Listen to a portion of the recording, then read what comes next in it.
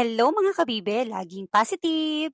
Mga ka-vibes, galing kami naki-birthday niyan. So ayun na nga, pagkatapos naming maki-birthday, hindi pa kami nadala. Sakto pa talaga, may Halloween party sa kabilang kanto sa Makati Ave sa Burgos.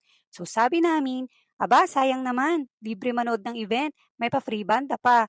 Pagdating namin doon, grabe, parang lahat ng kaluluwa bumangon. May mga zombie, may multo, tapos kami wala lang, parang galing sa kuweba. Kasi bihira lang talaga kami makalabas ng bahay, mga besh. Kaya nung nakawala kami, boom, para kami mga asong nakatakas sa kulungan. Tawang-tawa ako sa pamangkin ko, gusto magpa-picture doon sa may ataol, pero nahihiya. Sabi ko naman, sige magpa-picture ka na, baka hilahin ka pa ng batang nakahiga dyan sa kabao.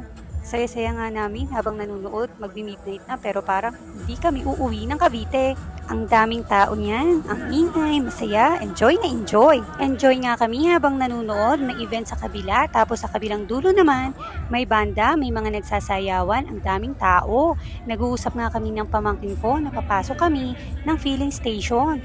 Doon kasi maraming mga lugar na magaganda, pwede kang mag-aura-aura, magpa-picture, makakita kami ng dance floor nga pala. Tapos may dance floor, gusto ko din sana sumayaw, kaya lang, baka makatapak lang ako ng paa doon.